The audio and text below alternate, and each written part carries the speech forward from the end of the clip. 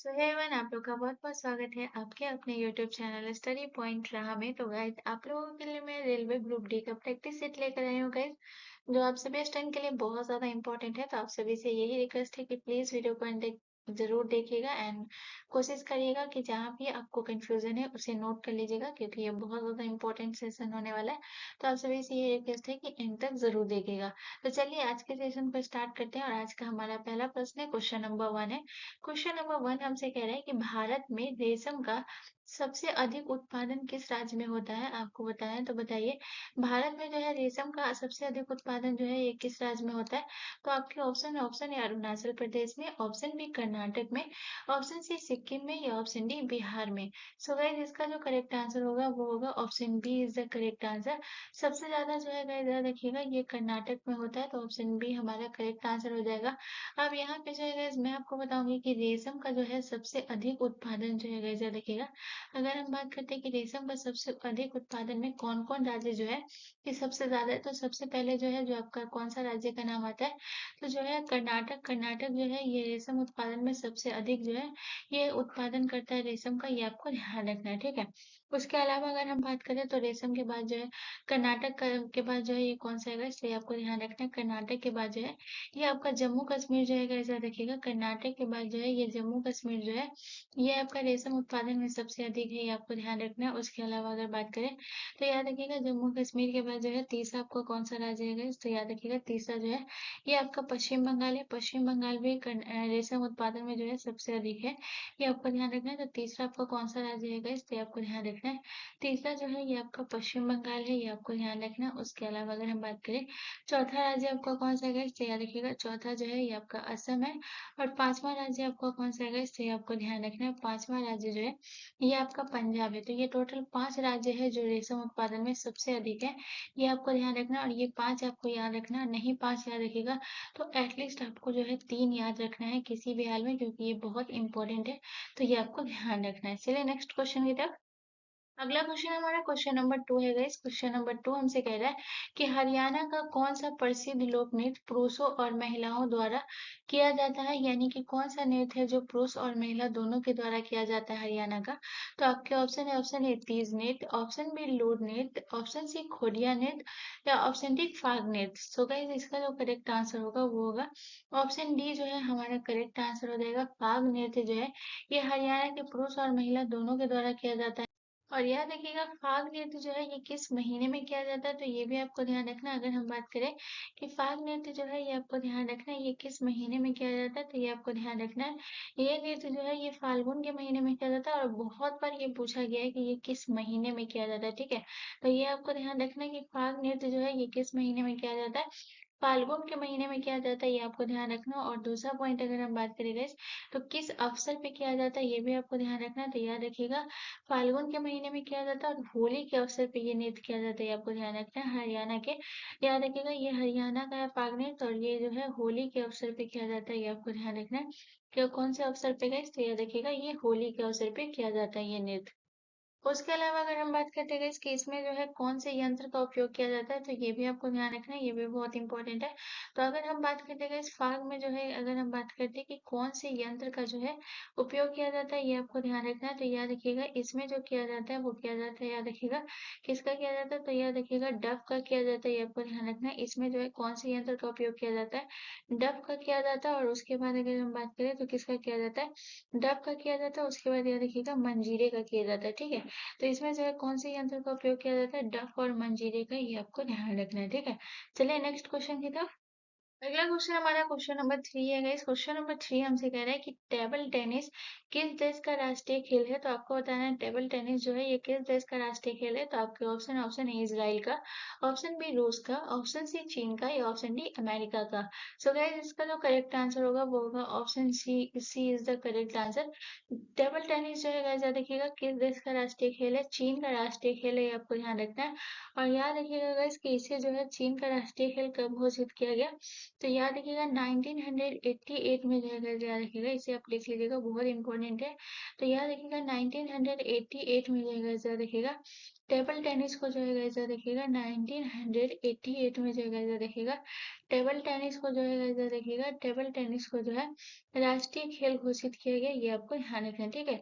1988 में जो है टेबल टेनिस को जो है गाइस देखिएगा कौन सा खेल चीन का राष्ट्रीय खेल घोषित किया गया। यहाँ पे पैसे लिख लीजिए ताकि आपको कोई दिक्कत ना हो। याद रखिएगा जो है 1988 में टेबल टेनिस को जो है याद रखिएगा चीन का जो है आपको याद रखना है चीन का राष्ट्रीय खेल कब घोषित किया गया 1988 में। ये बहुत इंपॉर्टेंट है, ये आपको ध्यान रखना है, ठीक है। राष्ट्रीय खेल जो है घोषित किया गया, ये आपको ध्यान रखना है। राष्ट्रीय खेल घोषित किया गया, ये आपको ध्यान रखना है, ठीक है, 1988 में। और ये किस राज्य का राष्ट्रीय खेल है, किस देश का राष्ट्रीय खेल है, तो चीन का राष्ट्रीय खेल है, ये आपको ध्यान रखना है। चलिए नेक्स्ट क्वेश्चन की तरफ। अगला क्वेश्चन हमारा क्वेश्चन नंबर 4 है गाइस। क्वेश्चन नंबर 4 हमसे कह रहा है कि महात्मा गांधी को राष्ट्रपिता सबसे पहले किसने कहा था। तो आपको बताना है कि महात्मा गांधी को राष्ट्रपिता किसने कहा था। तो आपके ऑप्शन है, ऑप्शन ए सुखदेव ने, ऑप्शन बी इंदिरा गांधी ने, ऑप्शन सी सुभाष चंद्र बोस ने, या ऑप्शन डी राजीव गांधी ने। तो गाइस इसका जो करेक्ट आंसर होगा वो होगा option C is the correct answer. Subhash Chandra Bose ने जो है राष्ट्रपिता सबसे पहले कहकर संबोधित किया था। और याद रखिएगा इन्होंने जो है ये कब संबोधित किया था, तो ये भी आप ध्यान रखिएगा 1944 में जो है गाइस देखिएगा 1944 में जो है सिंगापुर में जो है गाइस देखिएगा सिंगापुर रेडियो जो है प्रसारित हुआ था, ये आपको ध्यान रखना है। 1944 में सिंगापुर रेडियो प्रसारित हुआ था, ये आपको ध्यान रखना है। रेडियो पर जो है गाइस देखिएगा रेडियो पर जो है गाइस देखिएगा रेडियो पर जो है प्रसारित हुआ था, ये आपको ध्यान रखना है। और इसी में जो है गाइस देखिएगा इसी प्रसारित जो हुआ था इसी में ही जो है हमारे नेताजी सुभाष चंद्र बोस ने महात्मा गांधी को जो है राष्ट्रपिता कह के संबोधित किया था, ये आपको ध्यान रखना है, ठीक है। चलिए नेक्स्ट क्वेश्चन की तरफ। अगला क्वेश्चन हमारा क्वेश्चन नंबर 5 है गाइस। क्वेश्चन नंबर 5 के नाम से कि स्वराज पार्टी को संस्थापित किया था। तो आपको बताना है कि स्वराज पार्टी को किसने संस्थापित किया था। तो आपके ऑप्शन है, ऑप्शन ए बाल गंगाधर तिलक एवं महात्मा गांधी ने, ऑप्शन बी सी आर दास तथा मोतीलाल नेहरू ने, ऑप्शन सी सरदार पटेल तथा राजेंद्र प्रसाद ने, या ऑप्शन डी बिपिन चंद्र पाल तथा लाला लाजपत राय ने। तो गाइस इसका जो करेक्ट आंसर होगा वो होगा option B is the correct answer. C R Das और मोतीलाल नेहरू ने स्वराज पार्टी की स्थापना की थी, आपको ध्यान रखना। उसके अलावा अगर हम बात करें तो यहाँ पे सबसे इम्पोर्टेंट आपको याद रखना कि स्वराज पार्टी की अगर हम बात करें guys, तो याद रखिएगा इसकी जो है स्थापना कब हुई थी ये पूछा जाता है। तो याद रखिएगा इसकी स्थापना तो सी आर दास और मोतीलाल नेहरू ने मिलकर की थी, लेकिन कब की थी तो ये आपको ध्यान रखना है 1923 में जो है स्वराज पार्टी की स्थापना हुई थी। और याद रखिएगा स्वराज पार्टी की स्थापना जो है ये किस इसकी वजह से हुआ था। तो याद रखिएगा ये जो है आपको ध्यान रखना है असहयोग आंदोलन जो है सफल नहीं हुआ था। यानी कि अगर आप लिख लें तो याद रखिएगा इसका जो है उद्देश्य क्या था, स्वराज पार्टी का जो स्थापना करने का जो है इसका उद्देश्य जो है उद्देश्य क्या हुआ था वैसे आपको ध्यान रखना है। ये आप लिख लीजिएगा कि जो है आपका क्या था वैसे याद रखिएगा असहयोग आंदोलन जो है आप असहयोग आंदोलन हुआ था। असहयोग आंदोलन जो है असहयोग आंदोलन जो है गाइस देखिएगा असहयोग आंदोलन के असफल की वजह से जो है असहयोग आंदोलन के असफलता की वजह से जो है याद रखिएगा असहयोग आंदोलन असफल की वजह से जो है याद रखिएगा असफल की वजह से इसकी स्थापना की गई थी। चित्तरंजन दास और मोतीलाल नेहरू ने मिलकर इसकी स्थापना की, ये आपको ध्यान रखना है, ठीक है। चलिए नेक्स्ट क्वेश्चन की तरफ। अगला क्वेश्चन हमारा क्वेश्चन नंबर 6 है गाइस। क्वेश्चन नंबर 6 हमसे कह रहा है कि संविधान सभा के अस्थायी अध्यक्ष कौन थे। तो आपको बताना है संविधान सभा के अस्थायी अध्यक्ष कौन थे। तो आपके ऑप्शन है, option A B R Ambedkar, option B doctor Rajendra Prasad, option C Sachchidananda Sinha, या option D K M Munshi. So guys इसका जो करेक्ट आंसर होगा वो होगा option C is the correct answer. Sachchidananda Sinha जो है गाइस देखिएगा संविधान सभा के अस्थायी अध्यक्ष थे, ये आपको ध्यान रखना है। लेकिन अगर वहीं पूछा जाए कि संविधान सभा के अस्थायी अध्यक्ष कौन थे गाइस, ये आपको ध्यान रखना है। तो अगर पूछा जाए कि अस्थायी अध्यक्ष जो है ये कौन थे गाइस, तो आपको ध्यान रखना है अस्थायी अध्यक्ष जो थे वो डॉक्टर राजेंद्र प्रसाद थे, ये आपको ध्यान रखना है। संविधान सभा के जो है अस्थायी अध्यक्ष कौन थे, तो याद रखिएगा राजेंद्र प्रसाद। और अस्थायी अध्यक्ष सच्चिदानंद सिन्हा। चलिए नेक्स्ट क्वेश्चन की तरफ। अगला क्वेश्चन हमारा क्वेश्चन नंबर 7 है गाइस। क्वेश्चन नंबर 7 कह रहा है कि भारत का सबसे बड़ा केला उत्पादक राज्य कौन सा है। तो आपको बताना है कि सबसे बड़ा केला उत्पादक राज्य कौन सा है। तो आपके option option A Tamil Nadu, option B Andhra Pradesh, option C Maharashtra या option D Karnataka. So guys इसका जो करेक्ट आंसर होगा वो होगा option B is the correct answer. जो आंध्र प्रदेश जो है गाइस याद रखिएगा, ये जो है केला उत्पादक में सबसे बड़ा राज्य है, यानी कि सबसे अग्रगणी राज्य है। सबसे उससे पहले जो है तमिलनाडु था, लेकिन तमिलनाडु जो है अब कौन से स्थान पे है तो याद रखिएगा तमिलनाडु जो है याद रखिएगा केला उत्पादन में जो है चौथे स्थान पे, ये आपको ध्यान रखना है। तमिलनाडु जो है चौथे स्थान पे है, ये आपको ध्यान रखना। और जो है अगर हम बात करें तो याद रखिएगा आपका जो है पहले स्थान पे कौन सा है तो याद रखिएगा आंध्र प्रदेश है। उसके अलावा अगर हम बात करते हैं तो यहाँ पे आपको ध्यान रखना है दूसरे स्थान पे जो है ये आपका कौन सा है गाइस तो याद रखिएगा महाराष्ट्र जो है गाइस याद रखिएगा, ये आपको ध्यान रखना। महाराष्ट्र जो है ये आपके दूसरे स्थान पे, ये आपको ध्यान रखना। महाराष्ट्र जो है ये आपके दूसरे स्थान पर है, ये आपको ध्यान रखना। उसके अलावा अगर हम बात करें तो आंध्र प्रदेश जो है ये आपका कौन सा स्थान पे है, ये आपके पहले स्थान पे। तो पहले दूसरे और तीसरे भी याद रखिएगा। तीसरे स्थान पे कौन है गाइस तो ये आपको ध्यान रखना है। तीसरे स्थान की अगर हम बात करें तो ये आपको ध्यान रखना, अगर हम बात करते हैं कि तीसरे स्थान पे जो है ये कौन है तो तीसरे स्थान पे केला उत्पादन में जो है ये आपका गुजरात है। ठीक है, तीसरे स्थान पे कौन सा है गाइस, कौन सा राज्य है तो ये आपको ध्यान रखना है। तीसरे स्थान पे जो है केला उत्पादन में जो है गुजरात है, ये आपको ध्यान रखना। और चौथे पे जो है तमिलनाडु है। ठीक है, चलिए नेक्स्ट क्वेश्चन की तरफ। अगला क्वेश्चन हमारा क्वेश्चन नंबर 8 है गाइस। क्वेश्चन नंबर 8 कह रहा है कि छीली हुए सब्जी को धोने से कौन सा विटामिन निकल जाता है। तो आपको बताना है छीली हुई सब्जी को धोने से कौन सा विटामिन निकल जाता है। तो आपके ऑप्शन ऑप्शन है vitamin K, option B vitamin D, option C vitamin B या option D vitamin A. So guys इसका जो करेक्ट आंसर होगा वो होगा आपका ऑप्शन सी हमारा करेक्ट आंसर हो जाएगा। छीली हुई सब्जी को धोने से जो है ये कौन सा विटामिन निकल जाता है तो विटामिन बी।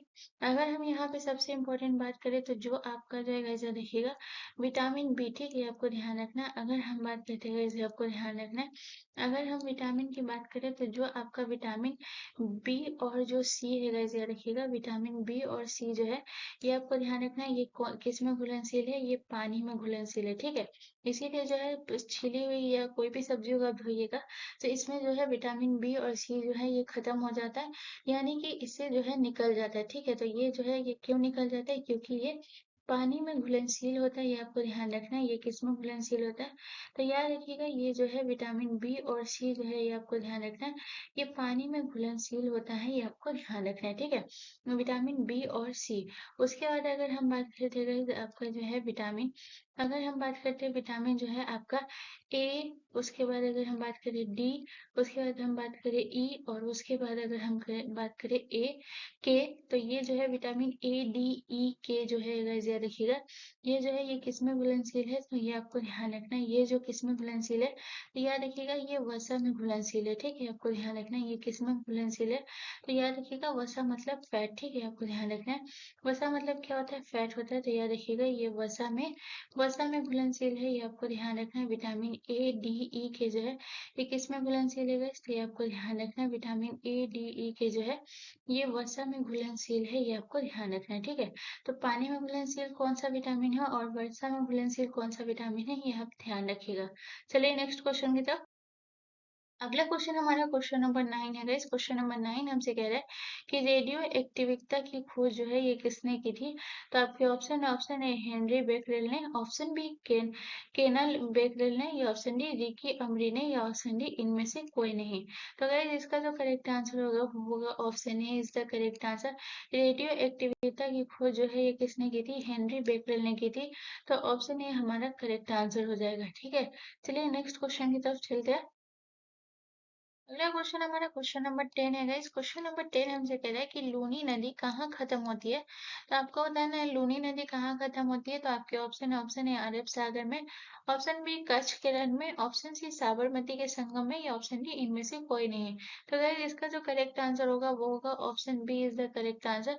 लूनी नदी जो है ये कहाँ खत्म होती है तो याद रखिएगा ये कच्छ के रण में कच्छ का रण जो है ये आपका कहाँ पड़ता है गाइस, तो ये आपको ध्यान रखना है। कच्छ का रण जो है ये आपके गुजरात में पड़ता है, ये आपको ध्यान रखना है। कच्छ का रण जो है ये कहाँ पड़ता है, गुजरात में। उसके बाद अगर हम बात करते हैं गाइस, ये आपको ध्यान रखना है लूनी नदी।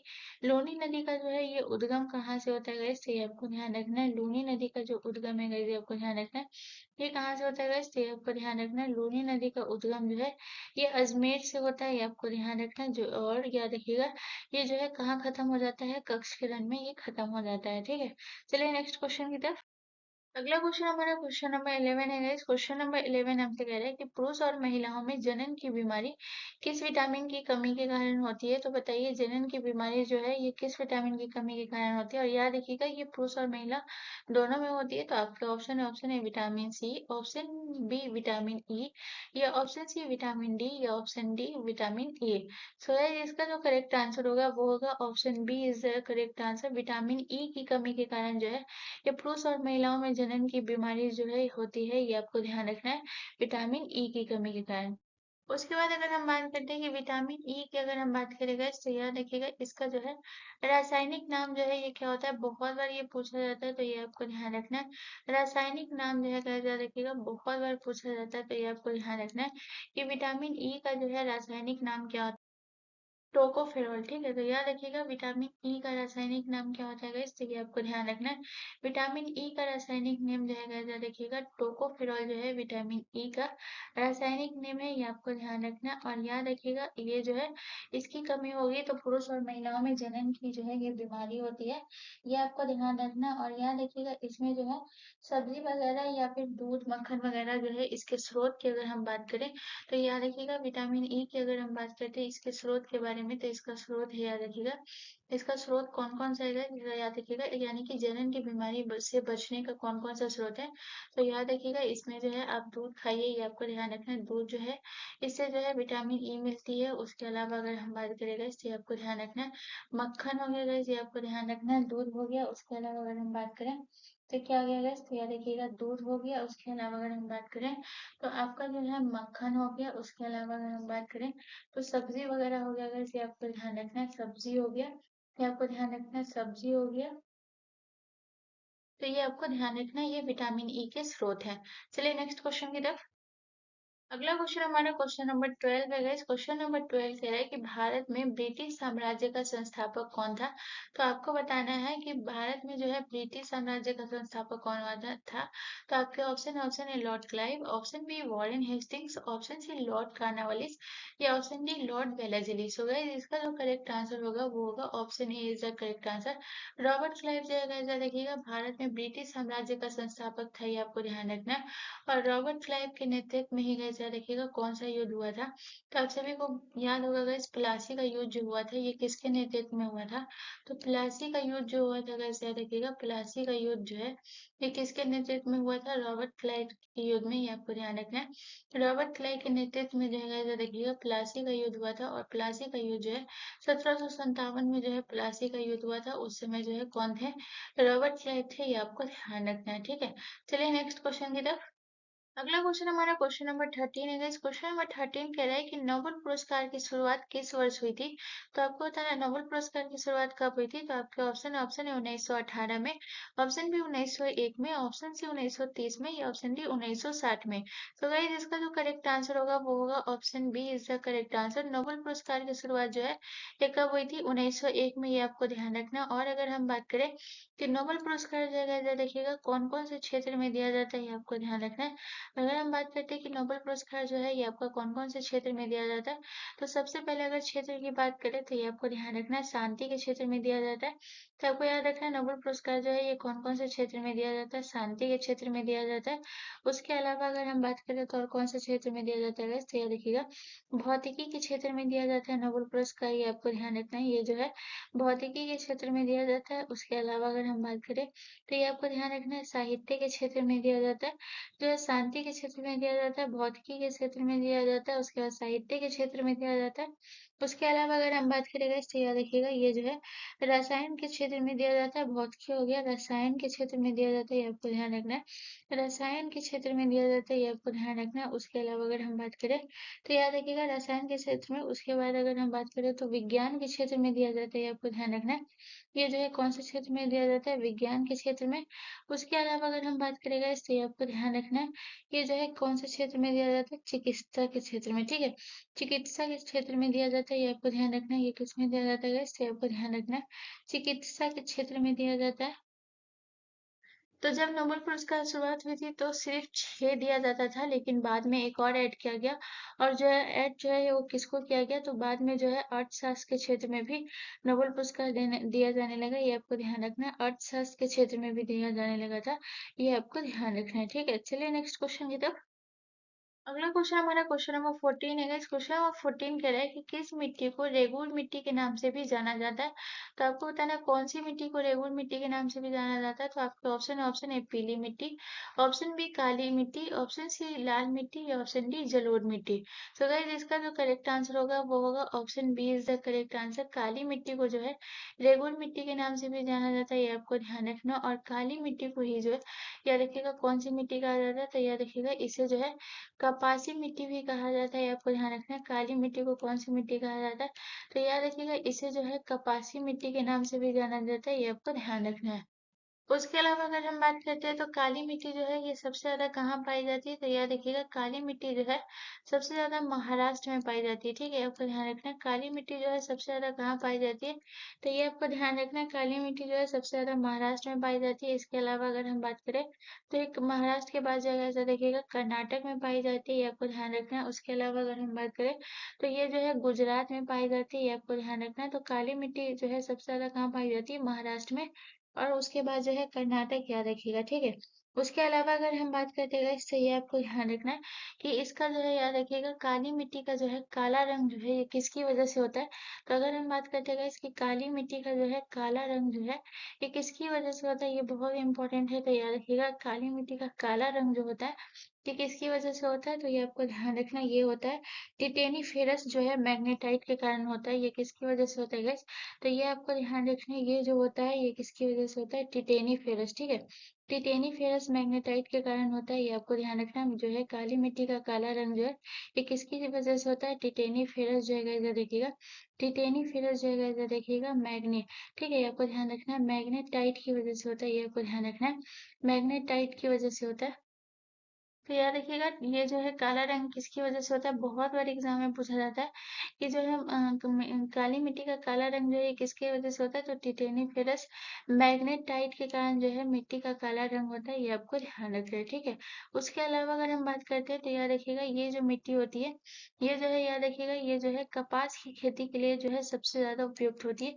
तो याद रखिएगा ये मिट्टी जो है याद रखिएगा कपास की खेती के लिए, ये आपको ध्यान रखना है। काली मिट्टी जो है गाइस देखिएगा कपास की खेती के लिए जो है गाइस देखिएगा कपास की खेती के लिए जो है गाइस देखिएगा उपयुक्त होती है, ठीक है। तो ये पूछा जाता है कि ये जो है किस फसल के लिए उपयुक्त होती है? तो ये आपको ध्यान रखना है कपास की खेती के लिए जो है उपयुक्त होती है, ये आपको ध्यान रखना है, ठीक है। काली मिट्टी जो है कपास की खेती के लिए सबसे ज्यादा उपयुक्त होती है, ये आपको ध्यान रखना है। चलिए नेक्स्ट क्वेश्चन की तरफ। अगला क्वेश्चन हमारा क्वेश्चन नंबर 15 है गाइस। क्वेश्चन नंबर 15 हमसे कह रहा है कि वह अध्ययन जो जीवन रूपों और पर्यावरण के बीच अंतर संबंधों से संबंधित है। तो बताइए जीवन और रूपों और पर्यावरण के बीच जो है ये संबंधित है, अंतर संबंधों से संबंधित है। तो आपके ऑप्शन है जूलॉजी, ऑप्शन बी परिस्थितिकी, ऑप्शन सी एंटोमोलॉजी या ऑप्शन डी इनमें से कोई नहीं। तो गाइस इसका जो करेक्ट आंसर होगा वो होगा option B is the correct answer. परिस्थितिकी जो है इसका करेक्ट आंसर हो जाएगा, ठीक है। चलिए नेक्स्ट क्वेश्चन की तरफ। अगला क्वेश्चन हमारा क्वेश्चन नंबर 16 है गाइस। क्वेश्चन नंबर 16 कह रहा है कि भारत के झंडे की लंबाई और चौड़ाई में अनुपात कितना होता है? तो बताइए भारत की झंडे की लंबाई और चौड़ाई में अनुपात कितना होता है? तो आपके ऑप्शन है 3:2, ऑप्शन बी 7:2, ऑप्शन सी 2:2 या ऑप्शन डी 5:2। सो गाइस इसका जो करेक्ट आंसर होगा वो होगा option A is the correct answer. 3:2 है इसका जो है लंबाई और चौड़ाई जो है ये कितना है गाइस? तो ये आपको ध्यान रखना है 3:2। उसके बाद अगर हम बात करते हैं राष्ट्रीय ध्वज की गाइस, तो याद रखिएगा अगर हम झंडे की बात करते हैं गाइस, तो याद रखिएगा इसमें जो है आपको याद रखना है 3 रंग की पट्टी होती है, आपको ध्यान रखना है। इसमें आपको क्या याद रखना है गाइस, ये आपको ध्यान रखना है। इसमें जो है गाइस आपको याद रखना है कि 3 रंग की जो है गाइस याद रखिएगा 3 रंग की जो है पट्टी होती है, ये आपको ध्यान रखना है। कितने रंग की पट्टी होती है? 3 रंग की पट्टी होती है। और वो 3 रंग कौन-कौन से गाइस, ये आपको ध्यान रखना है। 3 रंग की पट्टी होती है जिसमें से आपको याद रखना है कौन-कौन से 3 रंग होते हैं, तो ये आपको ध्यान रखना है। सबसे पहले आपको याद रखना है केसरिया रंग होता है।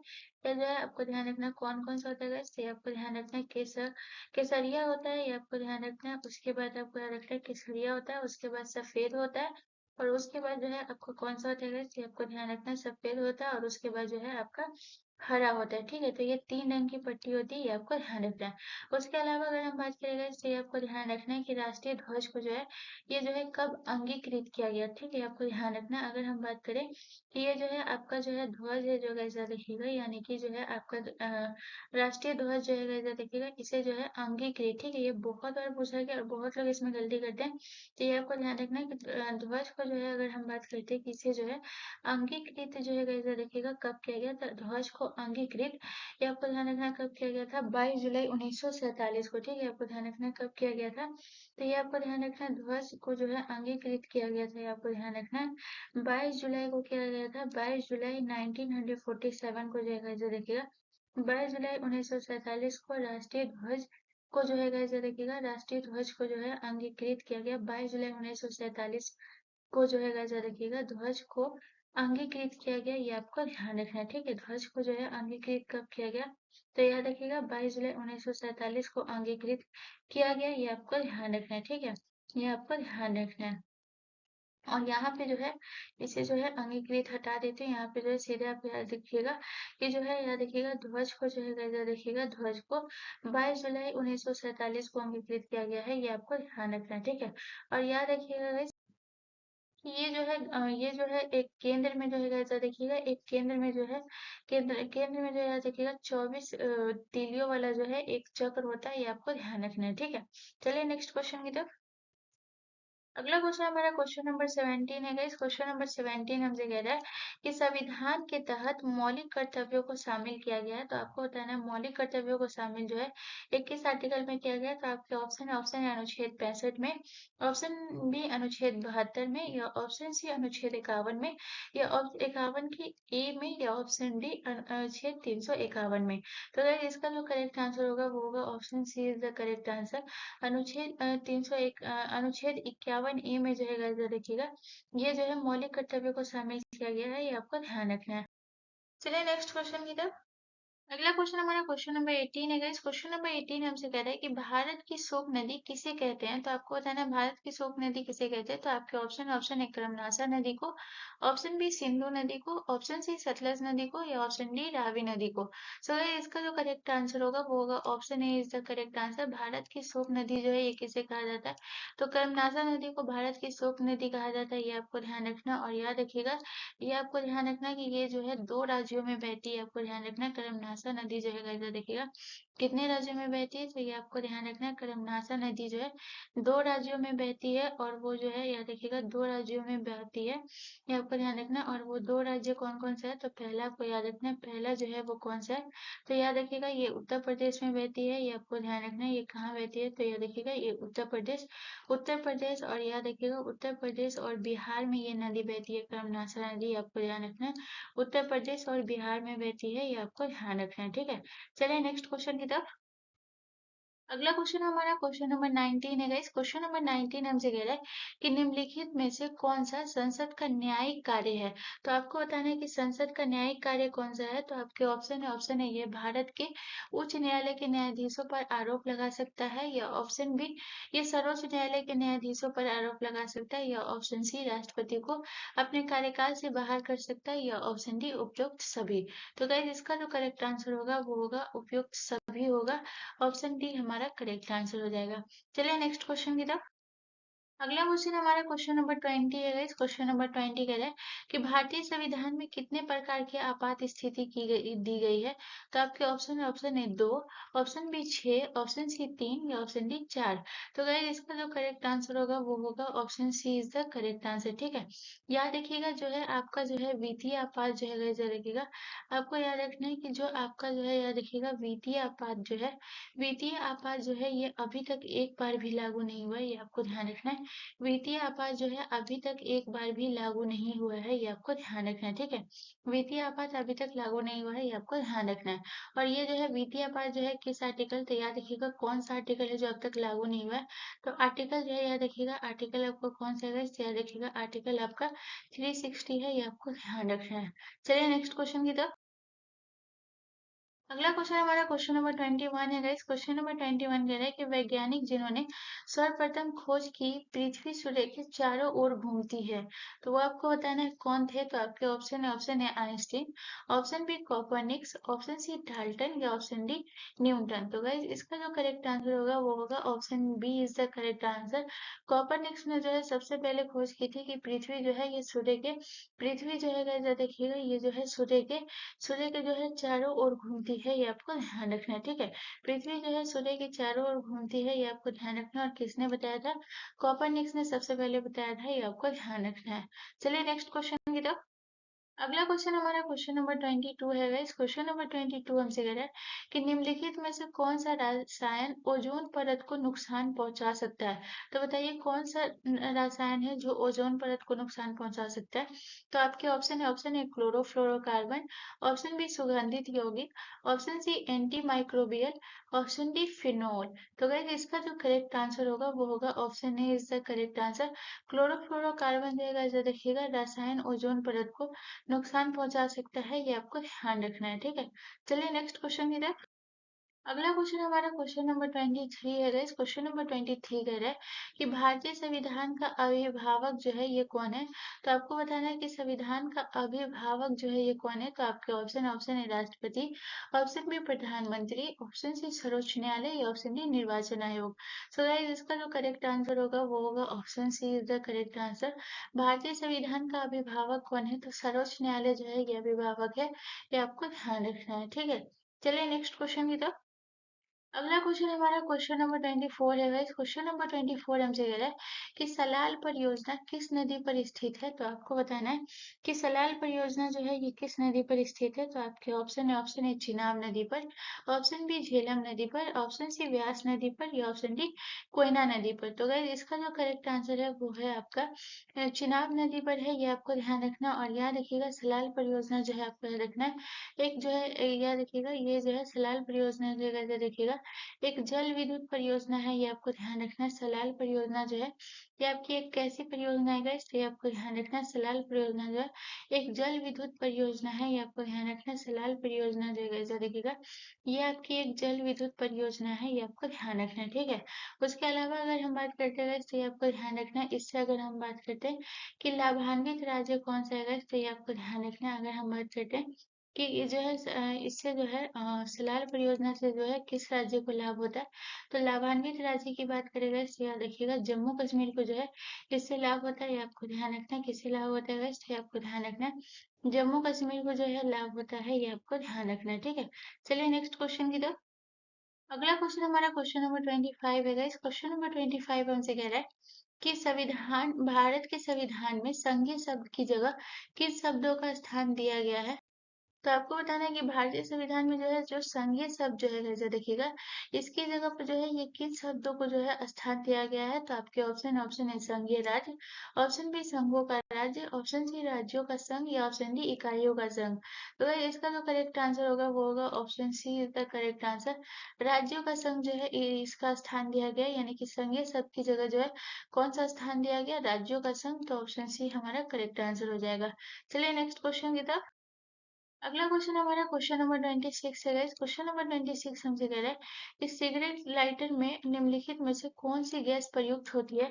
तो आपको बताना है कि सिगरेट लाइटर में जो है ये कौन सी गैस प्रयुक्त होती है। तो आपके ऑप्शन है, option A butane, option B methane, option C propane या ऑप्शन डी रेडोन। तो गाइस इसका जो करेक्ट आंसर होगा वो होगा आपका जो है ऑप्शन ए करेक्ट आंसर हो जाएगा।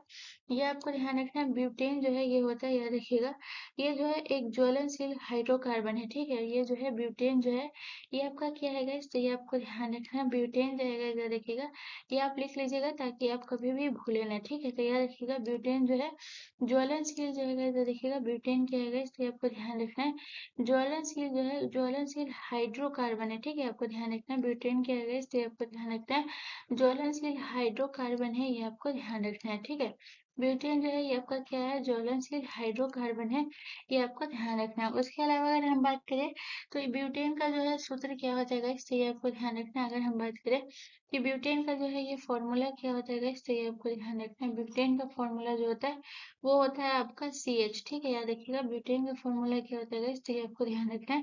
इसका जो है CH होता है, और याद रखिएगा इसका उपयोग जो है सिगरेट का जो लाइटर होता है उसी में किया जाता है, ये आपको ध्यान रखना है। ठीक है, चलिए नेक्स्ट क्वेश्चन की तरफ। अगला क्वेश्चन हमारा क्वेश्चन नंबर 27 है गाइस। क्वेश्चन नंबर 27 कह रहा है कि छपाई में प्रयोग की जाने वाली स्याही निम्नलिखित में से किसके अपघटन से प्राप्त होती है। तो बताइए छपाई में जो है वो किसके अपघटन से प्राप्त होती है। तो आपके ऑप्शन है, ऑप्शन ए एसिटिलीन से, ऑप्शन बी मीथेन से, या ऑप्शन सी कार्बन टेट्राक्लोराइड से, या ऑप्शन डी बेंजीन से। सो गाइस इसका जो करेक्ट आंसर होगा वो होगा option B is the correct answer, methane से जो है देखिएगा छपाई की जाने वाली जो है स्याही पे जो है अपघटन प्राप्त होती है, ये आपको ध्यान रखना है।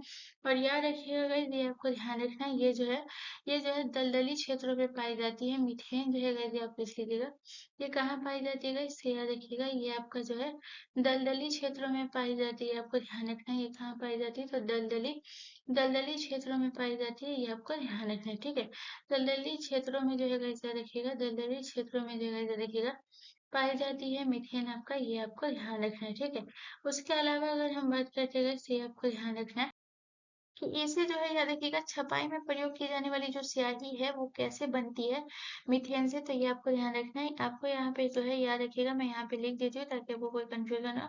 तो याद रखिएगा इसे जो है याद रखिएगा 100 डिग्री सेल्सियस पे, ठीक है, ये आपको ध्यान रखना है, इसे जो है 100 डिग्री सेल्सियस तापमान पर जो है याद रखिएगा 100 डिग्री सेल्सियस तापमान पर जो है याद रखिएगा, तापमान पर क्या होता है 100 डिग्री सेल्सियस के तापमान पर जलाने पर जो है याद रखिएगा, जलाने पर क्या प्राप्त होता है, तो याद रखिएगा 100 डिग्री सेल्सियस तापमान पर जलाने पर जो है गैस याद रखिएगा क्या होता है, जलाने पर जो है क्या होता है गैस, तो याद रखिएगा कार्बन ब्लैक प्राप्त होता है। ठीक है, ये ध्यान याद रखिएगा क्या प्राप्त होता है, तो ये आपको लिख लेना है गैस, ये आपको ध्यान रखना है कि कार्बन कार्बन ब्लैक जो है गैस याद रखिएगा, कार्बन ब्लैक जो है याद रखिएगा, कार्बन ब्लैक जो है याद रखिएगा प्राप्त होता है, ये आपको ध्यान रखना है क्या प्राप्त होता है, कार्बन ब्लैक प्राप्त होता है, ये आपको ध्यान रखना। और जो कार्बन ब्लैक होता है गैस याद रखिएगा, कार्बन ब्लैक जो होता है गैस याद रखिएगा, कार्बन ब्लैक जो होता है ये आपका जो कार्बन ब्लैक होता है गैस याद रखिएगा, इसी से जो है ये क्या होता है, तो यहाँ पे आपको याद रखना है कि जो आपका कार्बन ब्लैक होता है ये जो है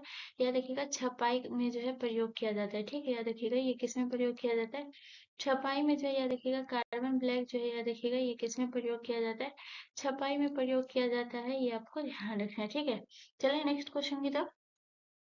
अगला क्वेश्चन हमारा क्वेश्चन नंबर 28 है गाइस। क्वेश्चन नंबर 28 हमसे कह रहा है कि महावीर स्वामी का जन्म जो है ये कब हुआ था। तो आपके ऑप्शन है, ऑप्शन है 535 ईसा पूर्व, ऑप्शन सी 550 ईसा पूर्व, या ऑप्शन डी 545 ईसा पूर्व, या ऑप्शन डी 599 ईसा पूर्व। तो अगर इसका जो करेक्ट आंसर होगा वो होगा आपका ऑप्शन डी जो है करेक्ट आंसर हो जाएगा। भगवान स्वामी का जो है याद रखिएगा 599 ईसा पूर्व हुआ था, ये आपको ध्यान रखना है। उसके बाद अगर हम बात करते हैं महावीर स्वामी से, तो याद रखिएगा ये आपके 24वें तीर्थकर थे, ये आपको ध्यान रखना है जैन धर्म के 24वें तीर्थकर कौन थे इससे आपको ध्यान रखना है, जैन धर्म के 24वें तीर्थकर। ठीक है, आपको ध्यान रखना है जैन धर्म के जैन धर्म की जगह से आपको ध्यान रखना है 24वें तीर्थकर जो है 24वें तीर्थंकर थे, ये आपको ध्यान रखना है, ठीक है? उसके अलावा अगर हम बात करें तो इनका जन्म जो है 599 ईसा पूर्व में हुआ था, लेकिन अगर पूछा जाए कि इसका जो है गाइस रखिएगा, अगर हम जन्म की बात करें कि इनका जन्म जो है ये कहाँ हुआ था गाइस, तो ये आपको ध्यान रखना है। इनका जन्म जो है गाइस देखिएगा ये कुंडग्राम में हुआ था, ठीक है? आपको ध्यान रखना है। इनका जन्म जो है ये कहाँ हुआ था गाइस, तो ये आपको ध्यान रखना है। इनका जन्म जो है कुंडग्राम में हुआ था, जो कि ये कहाँ पड़ता है गाइस, तो ये आपको ध्यान रखना है। ये जो है आपके वैशाली में पड़ता है, ये आपको ध्यान रखना है, ठीक है? चलिए नेक्स्ट क्वेश्चन की तरफ। अगला क्वेश्चन हमारा क्वेश्चन नंबर 29 है गाइस। क्वेश्चन नंबर 29 हमसे कह रहा है कि भगवान महावीर के प्रथम शिष्य कौन थे? तो आपके ऑप्शन है Vipin, option B Jamali, option C Yashoda या option D Prabhas. So guys इसका जो करेक्ट आंसर होगा वो होगा option B is the correct answer. भगवान महावीर स्वामी के जो है रखिएगा शिष्य कौन थे? जमाली, तो ऑप्शन बी हमारा करेक्ट आंसर हो जाएगा, ठीक है? चलिए नेक्स्ट क्वेश्चन की तरफ। अगला क्वेश्चन हमारा क्वेश्चन नंबर 30 है गाइस। क्वेश्चन नंबर 30 कह रहा है कि निम्नलिखित में से कौन सा ग्रह जो है ये सूर्य का चक्कर सबसे कम समय में लगाएगा? तो option A Mangal, option B Prithvi, option C Budh या ऑप्शन डी शुक्र। तो गाइस ये आपका जो है ये कौन सा है गाइस, तो ये आपको ध्यान रखना है, ये आपका सन है, ठीक है? और यहाँ से जो है आपका प्लेनेट सब है। तो सबसे पहले आपका जो है ये क्या आता है गाइस, तो ये आपको ध्यान रखना है। सबसे पहले जो है ये आपका जो है बुध आता है, ठीक है? आपको ध्यान रखना है। सबसे पहले जो है ये आपका क्या आता है गाइस, तो ये आपको ध्यान रखना है। सबसे पहले जो है ये आपका प्लेनेट है, ठीक है? ये जो भी है सन है, उसके बाद जो है ये आपका प्लेनेट है, ठीक है? तो यहाँ पे अगर हम बात करेंगे गाइस तो सबसे पहले आपका कौन सा आता है, तो यह देखिएगा सबसे पहले जो है ये बुध आएगा। तो जो जितना नजदीक रहेगा सबसे पहले जो है ये कौन पूरा करेगा चक्कर, ये बुध करेगा। उसके बाद जो है गाइस देखिएगा कौन सा आता है, तो यह देखिएगा उसके बाद जो है आपका शुक्र आता है। तो ये जो सबसे पहले कौन करेगा गाइस, तो यह देखिएगा ऑप्शन सी हमारा करेक्ट आंसर हो जाएगा। सबसे पहले परिक्रमा कौन करेगा, तो यह रखिएगा ये जो है बुध करेगा, ये आपको ध्यान रखना है। चलिए नेक्स्ट क्वेश्चन की तरफ। अगला क्वेश्चन हमारा क्वेश्चन नंबर 31 है। इस क्वेश्चन नंबर 31 कह रहा है कि हड़प्पा सभ्यता की खोज किसने की थी? तो आपके ऑप्शन है दयाराम साहनी ने, ऑप्शन बी राखलदास बनर्जी ने, या ऑप्शन सी जगपति जोशी ने, या ऑप्शन डी इनमें से कोई नहीं। तो गाइस याद रखिएगा दयाराम साहनी ने जो है गाइस रखिएगा हड़प्पा सभ्यता की खोज की थी, ये आपको ध्यान रखना। और याद रखिएगा कि हड़प्पा सभ्यता की खोज जो है ये कब हुई थी, 1921 में हुआ था, ये आपको ध्यान रखना। और उसके बाद अगर हम बात करें तो राखालदास बनर्जी जो है देखिएगा किसकी खोज की थी, मोहनजोदड़ो की खोज जो है ये किसने की थी गाइस, ये देखिएगा मोहनजोदड़ो की खोज जो है ये किसने की थी गाइस, ये आपको ध्यान रखना है। मोहनजोदड़ो की खोज जो है राखालदास बनर्जी ने 1922 ईस्वी में की थी, ये आपको ध्यान रखना है। 1922 में की थी, ठीक है? चलिए नेक्स्ट क्वेश्चन की तरफ। अगला क्वेश्चन हमारा क्वेश्चन नंबर 32 है गाइस। क्वेश्चन नंबर 32 हमसे कह रहा है कि हरे फलों को कृत्रिम रूप से पकाने के लिए कैल्शियम कार्बाइड का प्रयोग किया जाता है, क्योंकि यह उत्पन्न करता है। तो क्या उत्पन्न करता है, तो आपके ऑप्शन है methylene, option B oxine, option C acetylene, या ऑप्शन डी फ्लोरिजन। तो बताइए जो है ये क्या करता है गाइस, तो ये देखिएगा इसका जो करेक्ट आंसर होगा वो होगा आपका जो है ऑप्शन सी करेक्ट आंसर हो जाएगा। ऑप्शन सी जो है हमारा करेक्ट आंसर हो जाएगा। कैल्शियम कार्बाइड जो है गैस देखिएगा इसके साथ अभिक्रिया करके क्या बनाता है, एसिटिलीन गैस बनाता है, ये आपको ध्यान रखना है, ठीक है? चलिए नेक्स्ट क्वेश्चन की तरफ। अगला क्वेश्चन हमारा क्वेश्चन नंबर 33 है। इस क्वेश्चन नंबर 33 हमसे कह रहा है कि रडार सिस्टम में उपयोग की जाने वाली तरंगे डैश तरंगे हैं। तो आपके ऑप्शन है सूक्ष्म, option B radio, option C अवरक्त, या ऑप्शन डी पाराबैंगनी। सो गाइस इसका जो करेक्ट आंसर होगा वो होगा option B is the correct answer. Radio तरंगे जो है याद रखिएगा रडार सिस्टम में उपयोग की जाने वाली तरंगे है, तो ऑप्शन बी हमारा करेक्ट हो जाएगा। चलिए नेक्स्ट क्वेश्चन की तरफ। अगला क्वेश्चन हमारा क्वेश्चन नंबर 34 है गाइस। क्वेश्चन नंबर 34 कह रहा है कि किशन गंगा निम्नलिखित में से किसकी सहायक नदी है? तो आपको बताना है किशन गंगा जो है ये किसकी सहायक नदी है। तो आपके ऑप्शन ए रावी नदी की, ऑप्शन बी व्यास नदी की, ऑप्शन सी झेलम नदी की, या ऑप्शन डी चेनाब नदी की। तो गाइस इसका जो करेक्ट आंसर होगा वो होगा option C is the correct answer. Kishan Ganga जो है ये किस नदी की सहायक नदी है, झेलम नदी की, ये आपको ध्यान रखना है। चलिए नेक्स्ट क्वेश्चन की तरफ। अगला क्वेश्चन हमारा क्वेश्चन नंबर 35 है गाइस। क्वेश्चन नंबर 35 हमसे कह रहा है कि इनमें से किसे सागर माथा के नाम से भी जाना जाता है। तो बताइए निम्नलिखित में से कौन है जिसे सागर माथा के नाम से जाना जाता है। तो आपके ऑप्शन है नंगा पर्वत, ऑप्शन बी कंचनजंगा पर्वत, ऑप्शन सी धौलागिरी पर्वत या ऑप्शन डी माउंट एवरेस्ट। सो गाइस इसका जो करेक्ट आंसर होगा वो होगा option D is the correct answer. Mount Everest को जो है गाइस देखिएगा सागर माथा के नाम से भी जाना जाता है। और ये कहाँ जाना जाता है गाइस, ये आपको ध्यान रखना है नेपाल में, ठीक है। ये जो है कहाँ जाना जाता है, नेपाल में जाना जाता है, ये आपको ध्यान रखना है। चलिए नेक्स्ट क्वेश्चन की तरफ। अगला क्वेश्चन हमारा क्वेश्चन नंबर 36 है। इस क्वेश्चन नंबर 36 कह रहा है कि बंगाल में द्वैत शासन किसने लागू किया था। तो आपको बताना है बंगाल में द्वैत शासन जो है ये किसने लागू किया। तो आपके ऑप्शन है वॉरेन हेस्टिंग ने, ऑप्शन बी रॉबर्ट क्लाइव ने, ऑप्शन सी हेक्टर मोनरो ने या ऑप्शन डी चार्ल्स आयरकूट ने। तो गाइस इसका जो करेक्ट आंसर होगा वो होगा option B is the correct answer. Robert Clive ने जो है बंगाल में द्वैत शासन लागू किया था, ये आपको ध्यान रखना। और अगर हम बात करते हैं ये द्वैत शासन जो है ये लागू कब हुआ था गाइस, तो याद रखिएगा ये हुआ था आपका 1765 में जो है गाइस, याद रखिएगा ये लागू कब हुआ था। तो याद रखिएगा ये जो है द्वैत शासन जो लागू हुआ था गाइस, याद रखिएगा लागू हुआ था गाइस, याद रखिएगा ये कब हुआ था। तो लागू हुआ था गाइस, याद रखिएगा ये हुआ था आपका जो है 1765 में। ये पूछा जाता है कि कब लागू हुआ, तो याद रखिएगा 1765 में लागू हुआ था, ये आपको ध्यान रखना है। चलिए नेक्स्ट क्वेश्चन की तरफ। अगला क्वेश्चन हमारा क्वेश्चन नंबर 37 है गाइस। क्वेश्चन नंबर 37 हमसे कह रहा है कि निम्नलिखित में से कौन सर्वाधिक संख्या में पाए जाते हैं। तो आपको बताना है सर्वाधिक संख्या में कौन पाए जाते हैं। तो आपके ऑप्शन है जीवाणु, ऑप्शन बी शैवाल, ऑप्शन सी कवक या ऑप्शन डी कीट। सो गाइस इसका जो करेक्ट आंसर होगा वो होगा option A is the correct answer.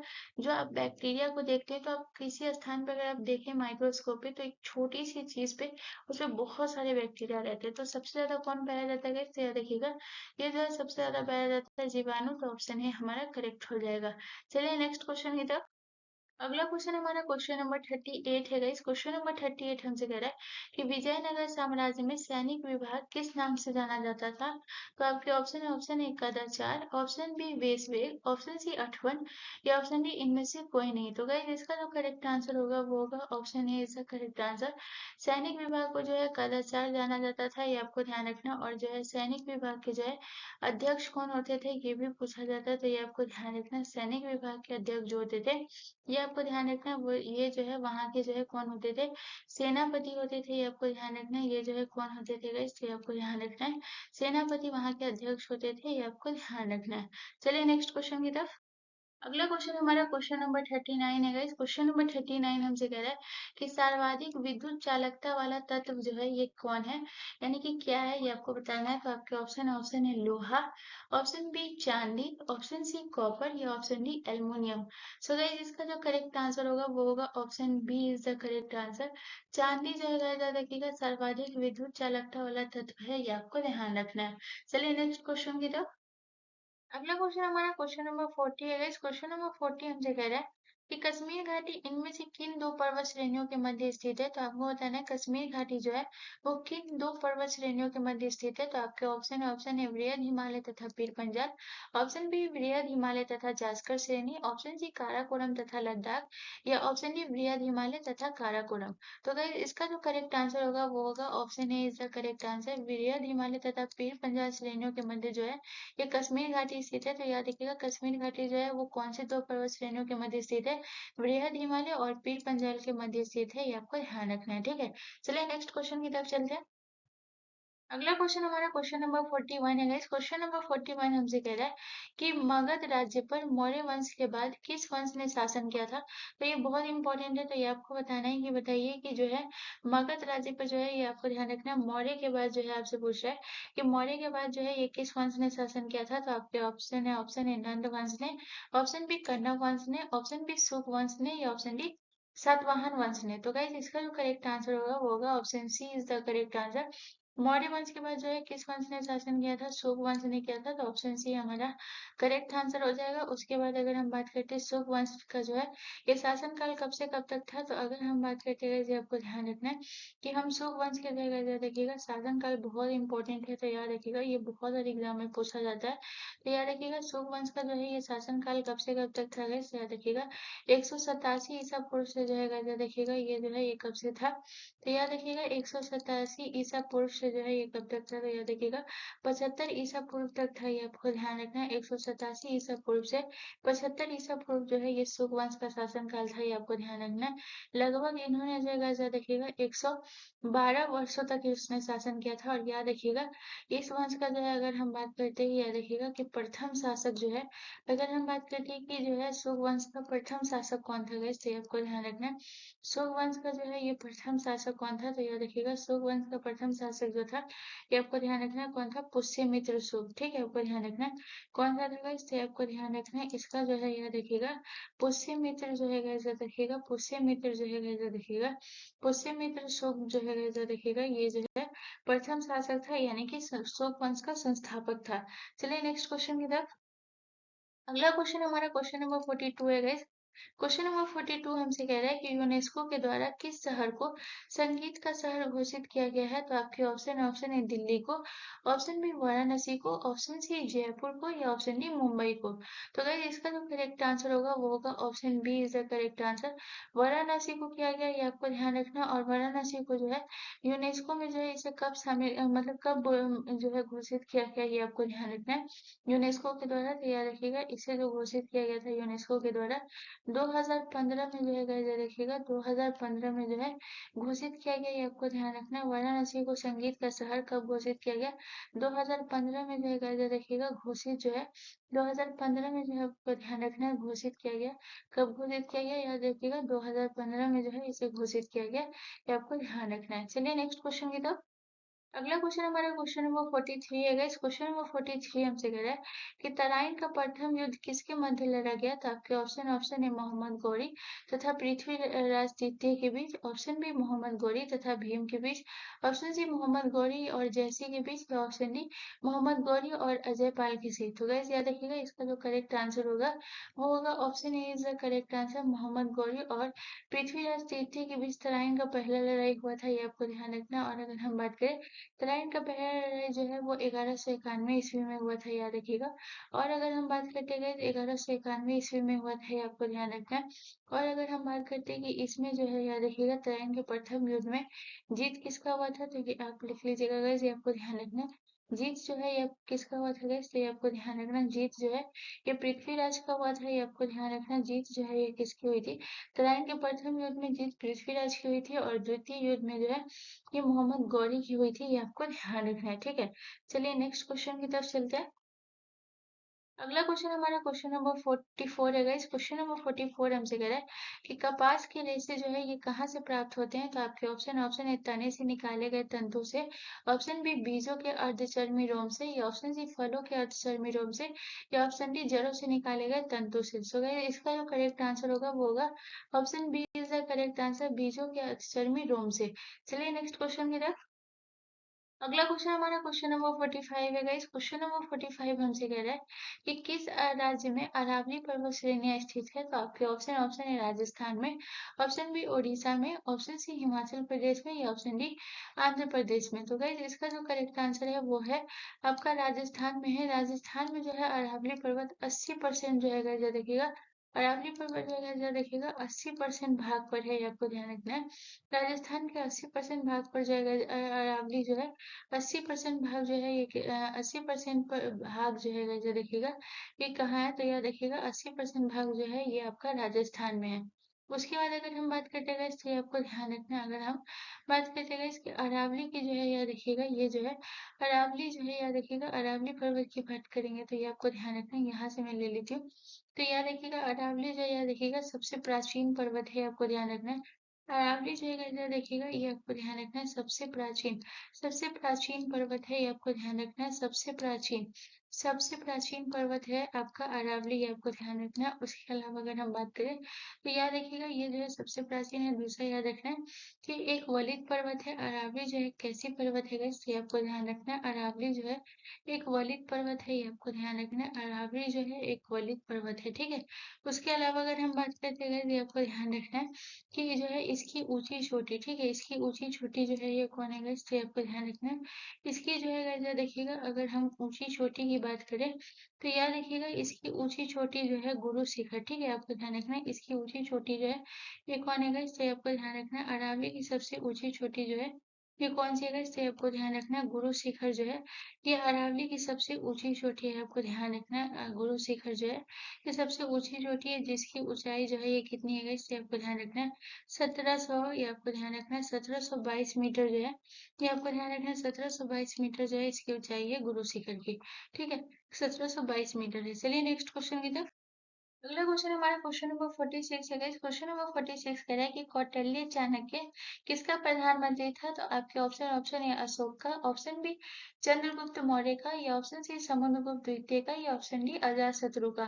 तो गाइस इसका जो करेक्ट आंसर होगा वो होगा option B is the correct answer. Chandragupta Maurya का जो है याद रखिएगा प्रधानमंत्री था, तो ऑप्शन बी हमारा करेक्ट आंसर हो जाएगा।